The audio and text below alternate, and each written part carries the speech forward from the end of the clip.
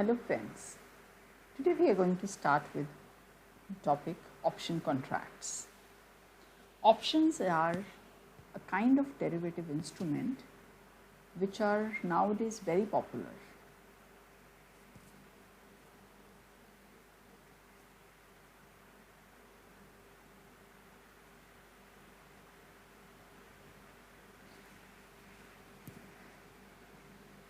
Hello friends, I am Dr. Divya Verma Gakkar, Assistant Professor, University School of Management Studies, Guru Gobind Singh University. Welcome to my series on financial derivatives. So today we are going to discuss about option contracts. Option is one important kind of derivative instrument which derives its value from the underlying asset and rest of the conditions of the contract remain the same. Now, how options are different from futures? In case of option contract, the buyer of the option gets the right but not the obligation to fulfill or to oblige the contract at the time of expiry. So, as per the option contract, the buyer gets the right to do something or not to do something, but it's not obligatory on him to do it or to fulfill the contract. So by definition, option is the right but not an obligation to buy or sell a security such as a stock for an agreed upon price at some time in future. Now, as we have already discussed about forwards and futures contract, forward contract have been there for a very, very long time. Option contracts were allowed in India in the year 2000. But still, option contracts have been existing for a long period of time. The earliest one were used by manufacturers and food producers to hedge their risk.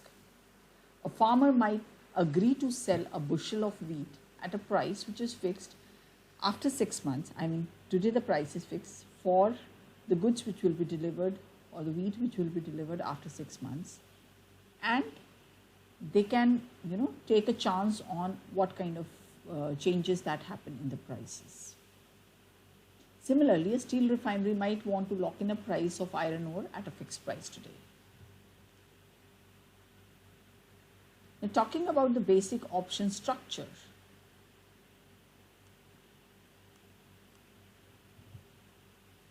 So there are two types of options, call option and put option. Call option gives the holder of the option the right to buy an asset at a certain future date for a certain price. Put option gives the holder of the option the right to sell an asset by a certain date for a certain price.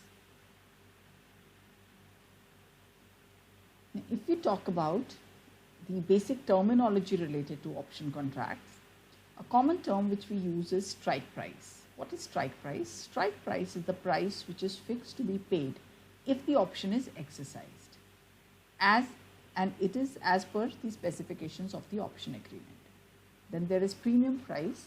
Now, for buying this right, the right to buy or right to sell, the option holder or the option buyer, he pays the seller a premium which is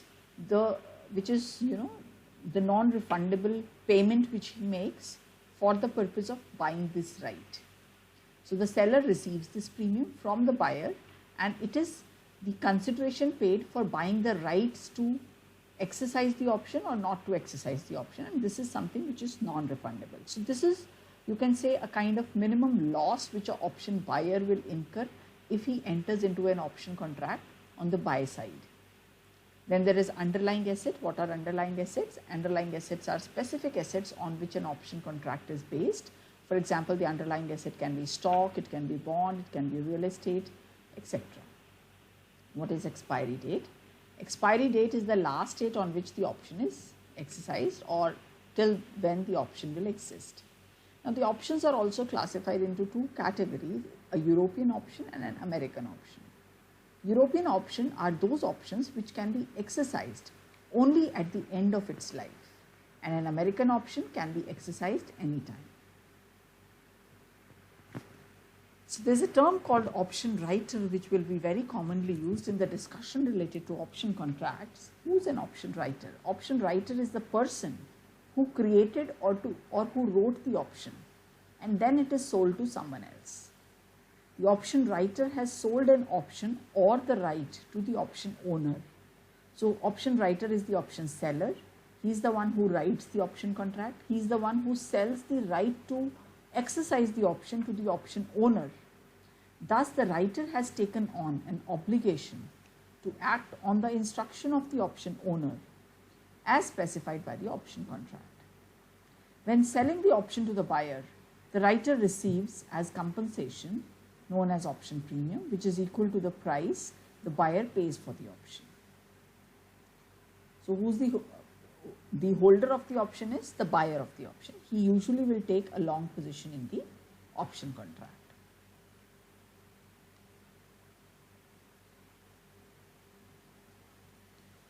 Now, talking about the terminology, we have three types of option contracts. One are known as in the money option, out of the money option, and at the money option. In the money option, for call option and put option, these are like two different things which we can look at. So in the money options are those options which are profitable to be exercised. So any option which will be exercised, exercising the option will be profitable. So they are known as in the money options. For call option, we say that market price is greater than the exercise price, so it is known as in the money option. In case of put option, we say that exercise price is greater than the market price, so then it is in the money option. Out of the money options are those which are not profitable to be exercised. So that means such an option should not be exercised. Or the buyer who has the right to decide that whether he will exercise the option or not, he will never exercise this particular option. Third type of options are at the money options. At the money option situation is where the exercise price and the asset price are equal to each other. So that means the buyer of the option can become indifferent about whether he should exercise the option or not. That means neither it will be profitable or not there will be any loss if the option is exercised.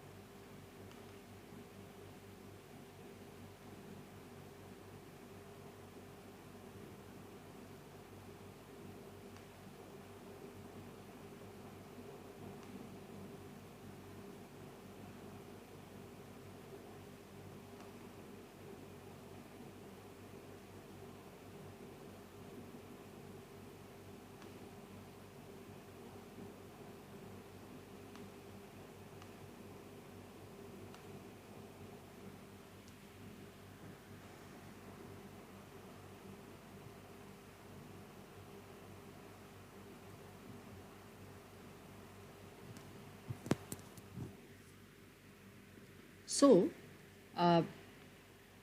at the money options will not be exercised. At the money options would be a kind of break-even situation where the buyer can become indifferent about whether the option should be exercised or not. Out of the money options will never be exercised, and in the money options will always be exercised. There is a term called intrinsic value. Intrinsic value of an option is defined as, maximum of 0, and the value of option would have been if it is exercised immediately. So for a call option, intrinsic value is spot price minus K. K is the exercise price. And spot is the, S is the spot price. So if spot price is, the difference between the spot price and the exercise price is a positive term, so we will say that, there's a, positive value or the profit which the option contract is giving.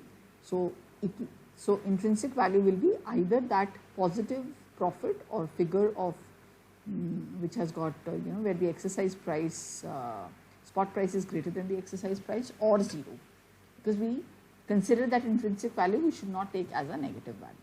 For put options, it is maximum of exercise price minus spot price or 0, whichever is greater.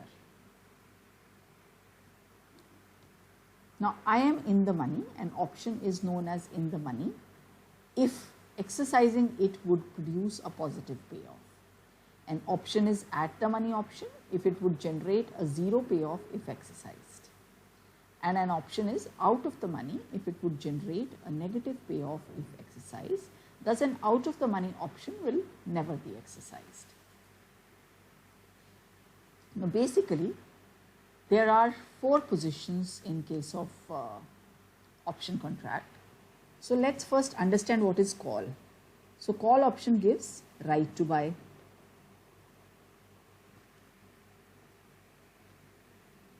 Put option gives the buyer right to sell. Now, in case of a call, one can be on a buy position. So, one can be long, one can be short. So, somebody who is a buyer of a call option, right? So, call buy, so that means he has purchased the call option. He has purchased the right to buy. And short call means somebody who has purchased, somebody who has sold the right to buy. Short call means somebody who has sold the right to buy. So, if somebody sells the right to buy, that means he has received some option premium from the long call, from the option call option buyer.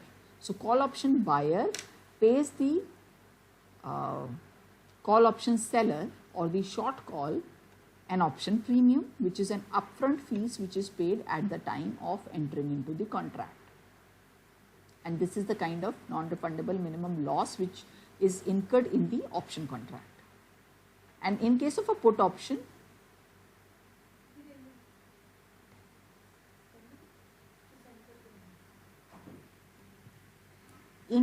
put contract, there can be 2 scenarios. One can have a buy position in a put contract or a sell position in a put contract.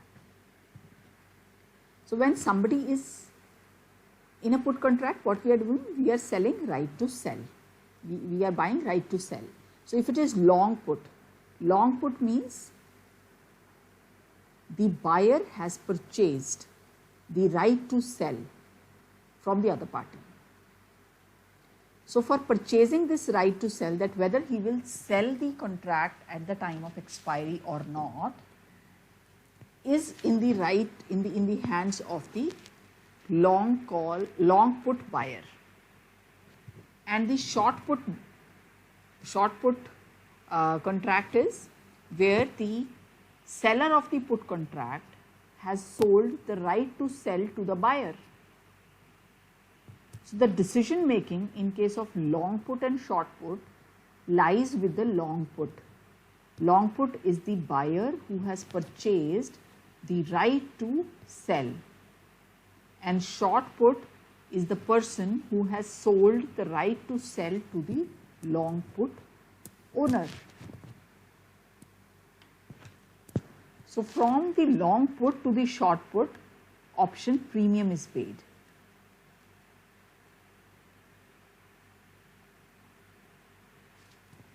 So these are 4 kind of positions which one can have in case of a long call and in case of a call and put option.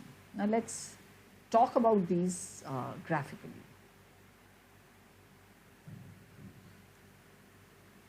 Okay, let's do it with the help of an example.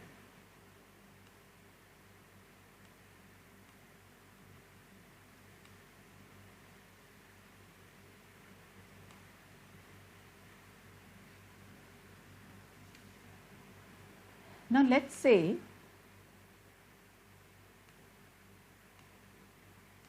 let's take this example of a long call. Now the profit from buying one European call option, where the option price is premium, is $5. Strike price, that is, you can say K, is $100. Option life time period is 2 months. Assume at the time of expiry the price is 115. Now we are talking from the perspective of a long call. Long call means, long means buy, call means right to buy. Right. Now let's understand this diagrammatically. Now on the x-axis you have stock price, right? So the stock price can vary from, let's say, 25 to 50 to 75, 100,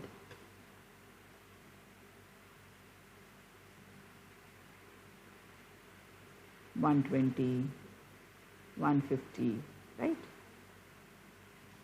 Now in this case the strike price is 100, which is your, you can say K is strike price, and 5 is the minimum payment which has been made. On the y-axis we have profit or loss. So the long call is the person who has purchased the call option. Here it is 0. So minus 5.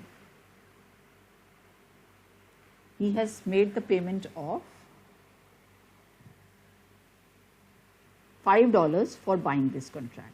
So that is his minimum loss. Now at the time of his cost is 100. Now if the contract, so 100 is the price, is the strike price for the contract at which he will exercise the right to buy the underlying asset. The underlying asset is a stock. So if he has to buy if he has to exercise this right to buy, so if let's say the underlying asset in the spot market, so there is a spot price, so spot price at the beginning and spot price at expiry. So if the spot price at expiry, let's say, goes to 115, now what happens? If the stock price at expiry goes to 115, somewhere here, so should he buy the underlying stock from the spot market, or is it better for him to buy the underlying the stock from the option contract? In the option contract he can buy the underlying stock at $100, and in the open market, in the spot market, he can buy it at 115. So it is better that he buys it from the option contract. That means he will exercise the option. So how much loss he has incurred? So his minimum loss is $5 is his minimum loss. Now whether he will exercise the option, so his implied profit, so he can buy it from the option contract at 100 and sell it in the open market at 115. So he will incur a profit. So this will be his profit and loss graph. Now this you can see here. So for a long call option holder, the person who has purchased a long call, if market price, if let's say spot price at expiry is greater than the exercise price, we will say he should exercise the option. So such an option is known as in the money. If strike price at expiry is less than K, K is equal to 100 here. Now if let's say the price falls to 75, is it advisable for the long call option holder to buy the underlying asset from the market which is priced at $75, or he should exercise the option at $100? So he is getting in the option contract, it is costly. He should not exercise the option. He should buy it the same share in the market at $75 per share. So he can at that point of time take a decision that he will not exercise the option contract. So in that case, he will not exercise the option contract. If he will not exercise the option contract, he can buy the same share in the market at $75 and save his $25 which he would have spent for buying the same underlying asset from the option contract. So such an option contract is known as out of the money, which will never be exercised. So what is the purpose of for a long call option holder to hold a contract? The purpose is that in case he feels that market will go have an upward trend, so he has blocked a price for himself at 100. And if we talk about total cost, so it is 105 because $5 he paid for buying this right to buy, and $100 is the price which he will pay if he will exercise the contract, and he can buy that share in the derivative market. So if his profits will be maximized, so his profit will be maximized if the spot price will go above or will be greater than the strike price, but his losses are minimized to $5. In case the market falls, in case the market has a falling trend, let's say from 100 the price starts falling, so his losses are limited. He can always say that I don't want to exercise the contract, and he has only lost $5. What will be his break even? His break even will be 105. That at 105 he will be indifferent. He will be at the money. So at the money situation, he will be indifferent about whether he should exercise the contract or he should not exercise the contract. So this is how a long call buyer behaves in the market.